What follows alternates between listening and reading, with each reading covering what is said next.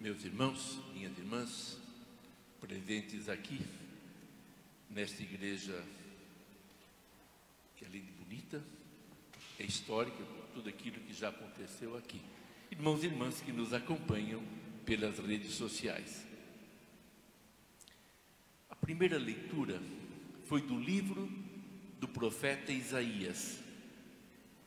E esse livro nos transmite profecias de 3 períodos da história do povo de Deus. Em primeiro lugar, quando o povo estava lá na terra prometida, pelo ano 700 antes de Cristo. Depois, a segunda parte, a partir do capítulo 40, quando o povo estava no exílio da Babilônia, um povo exilado de 586 a 538, uns 70 anos. E a terceira parte de Isaías, quando o povo novamente estava na terra prometida, lá pelo ano entre 535 a 515. Então a gente às vezes fala Isaías, na verdade está falando de ao menos 3 profetas. O primeiro, Isaías mesmo. O segundo, provavelmente um discípulo. E o terceiro, um profeta. Se colocarmos tudo aquilo que aconteceu, que está no livro de Isaías, dá quase 200 anos. Não é possível que uma pessoa só vivesse tudo isso. E aquilo que foi lido é do segundo livro, do chamado segundo Isaías. E Deus se apresenta através do profeta ao povo. Está lá no exílio e diz assim: eu sou o Senhor, não existe outro. E logo em seguida, foi o final da passagem proclamada: eu sou o Senhor, não há outro. A mesma ideia. Então, quem é este que se revela através dos profetas? É o Senhor. Ele é aquele que nos criou, que dirige a nossa vida, nos acompanha, se interessa por nós e espera um dia nos ver junto dele na glória eterna. Portanto, o nosso Deus não nos acompanha de longe, não. Ele age na história. A primeira leitura falou disso. O povo estava sob o domínio lá da Macedônia, da Mesopotâmia. Não tinha liberdade, era escravo, não podia se reunir para ouvir a palavra de Deus, para cantar os salmos. E Deus fala que vai fazer nascer um ungido que vai ter a sua marca e que vai ajudá-los. Ciro era um pagão que estava começando a dominar o mundo. Ele era rei da Pérsia. A Pérsia seria onde hoje é o Irã, lá no Oriente, portanto. E quando Ciro se tornou vencedor e dominou a Mesopotâmia, uma das primeiras coisas que fez foi deixar cada povo, porque não eram só os membros do povo de Deus que estavam lá, ir para a sua terra, voltar para a sua terra.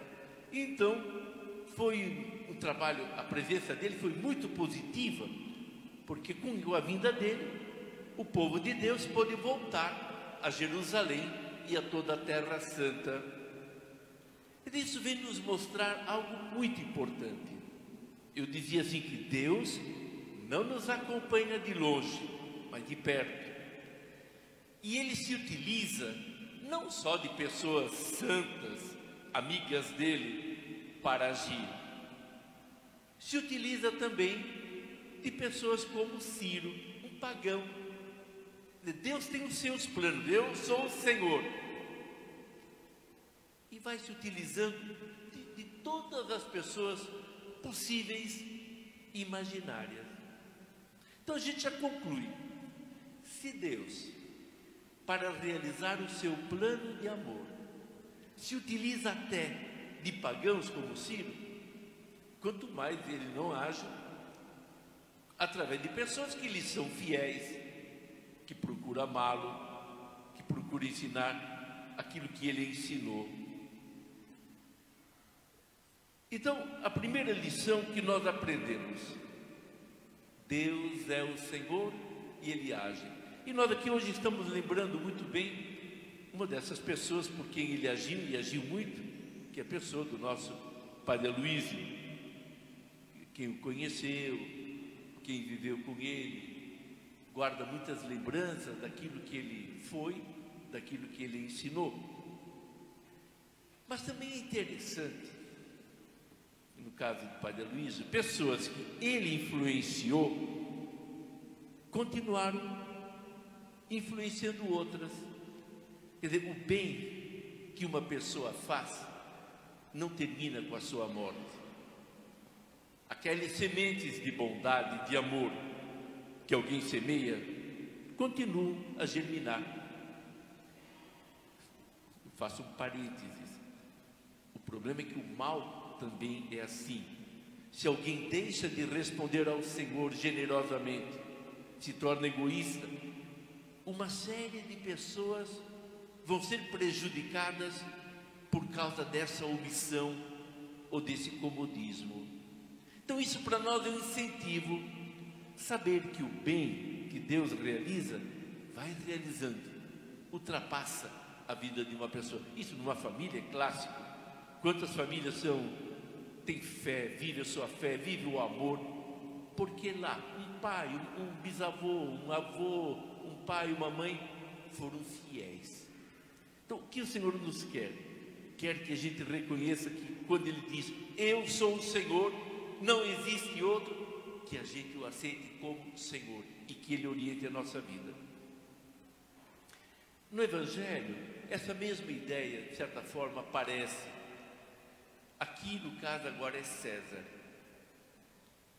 Quando vieram colocar Jesus à prova e foram fazer perguntas, não foi para aprenderem, para conhecer um pouco mais do mistério de Deus, para então fazer com que os ensinamentos de Jesus entrassem em sua vida, não.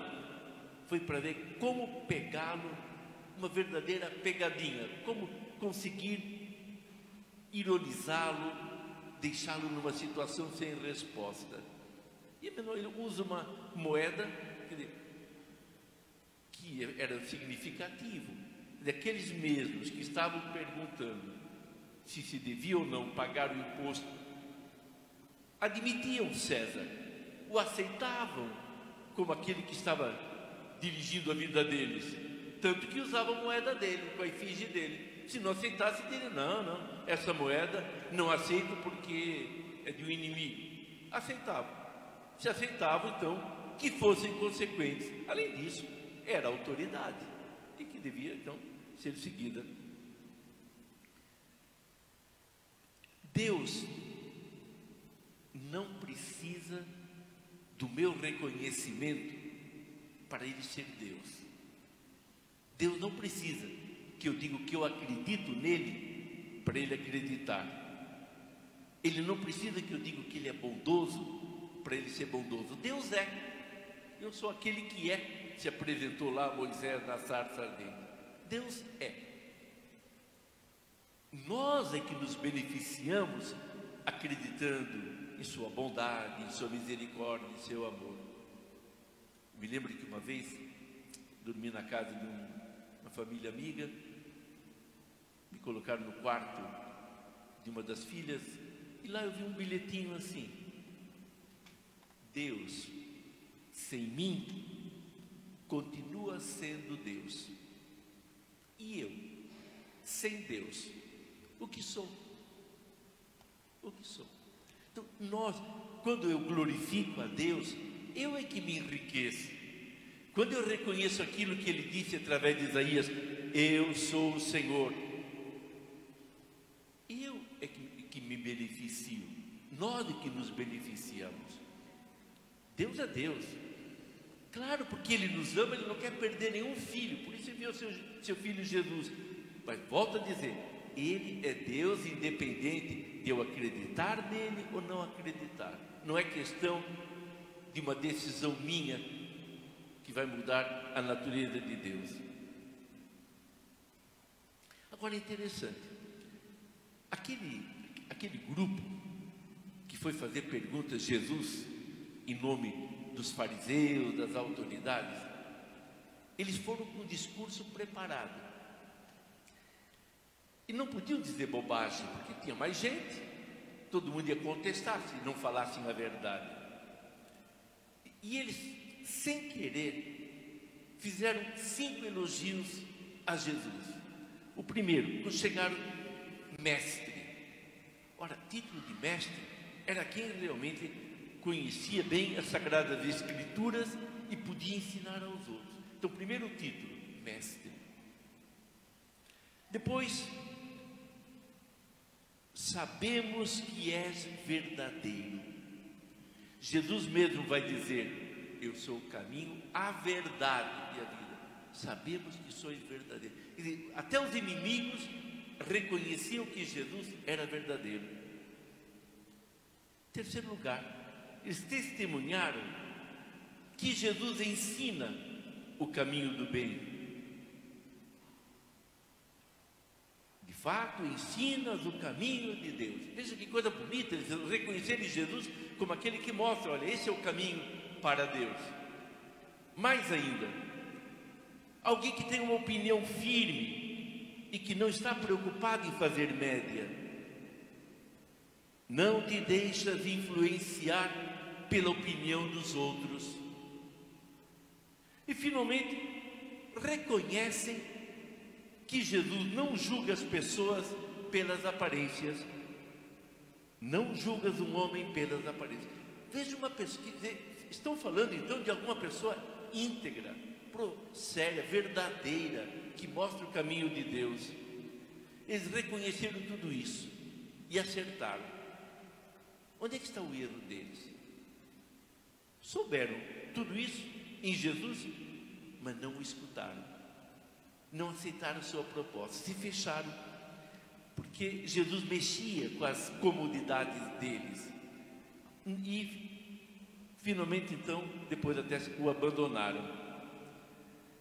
O que nós aprendemos? Nós que a maioria de todos ou a maioria nasceu em ambiente cristão, ouvindo falar de Deus. A gente pode ouvir falar muito de Deus, pode falar coisas bonitas de Deus e pode não colocar em prática o que Jesus ensina. Não basta dizer, Jesus disse, não basta dizer Senhor, Senhor, para entrar no reino dos céus. Síntese do que eu falei. Deus age na história, até através de pessoas sem fé, mas age de uma maneira muito especial por pessoas com fé. Por isso a gente tem que agradecer essas estrelas que Ele foi colocando em nosso caminho, como no caso do Padre Aloísio. O importante, contudo, é prestar atenção para perceber as manifestações de Deus. E a segunda coisa, não basta saber e falar coisas bonitas de Jesus, é necessário aceitá-lo como Senhor e seguir seus ensinamentos. Assim seja.